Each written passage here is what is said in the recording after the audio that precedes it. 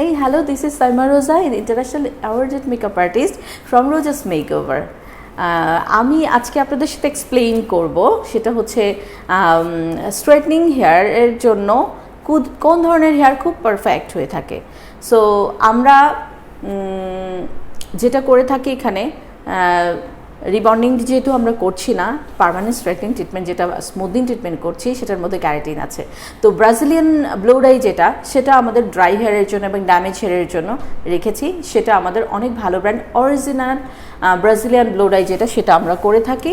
So ওটা আপনারা নিতে পারেন এবং ভার্জিন হেয়ারের জন্য সবই পারফেক্ট, সবই করতে পারেন, বাট বেটার হবে আপনার কিয়ন ক্যারাটিন। কিয়ন আমরা নিয়ে কাজ করছি, লরিয়েলেরটা আছে প্রো ক্যারাটিন, সেটাও খুব ভালো হবে।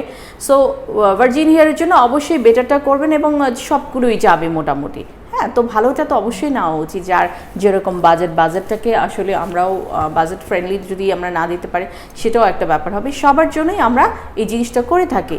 সো আরেকটা ব্যাপার হচ্ছে যে কালার হেয়ারের জন্য স্ট্রেটনিং একদম ডিফারেন্ট হয়, কারণ কালার হেয়ার স্মুথনিং এবং কি বলে এটাকে ভার্জিন হেয়ারের জন্য যে ক্যারাটিনটা, সেটার মধ্যে পার্থক্য হচ্ছে কালার হেয়ারে যেহেতু হার্ড মেডিসিন নিতে পারে না এবং ড্যামেজ হেয়ার যেহেতু হার্ড মেডিসিন নিতে পারে না, সেক্ষেত্রে তাকে মেডিসিনটাকে সফট করে তাকে ট্রিটমেন্ট করে অনেক কিছু করে এটাকে প্রসেস করে আমাকে ওই চুলটাকে স্ট্রেট করতে হয়, যেহেতু সেই চুলের কিউটিক্যালটা ড্যামেজ থাকে এবং কিউটিক্যালটা পুরো ওপেন থাকে।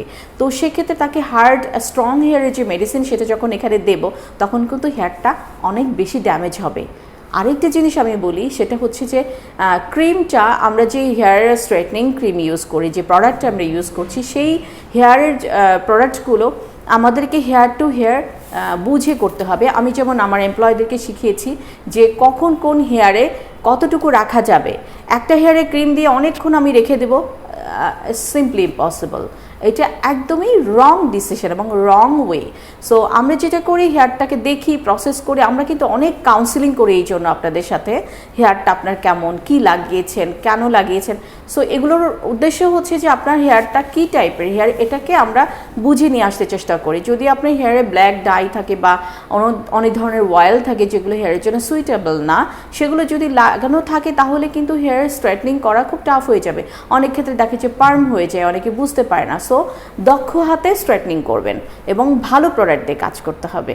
সো আমি এইটুকুই বলতে আসছি যে সেটা আজকে এই পার্টে, সেটা হচ্ছে স্ট্রেটনিং করতে গেলে আমাদের আসলে ভার্জিন হেয়ারের চেয়ে আমাদের কালার্ড হেয়ারের প্রোডাক্টটা বেশি যায় এবং সেক্ষেত্রে আমাদের শ্রমটাও অনেক সময় বেশি দিতে হয়।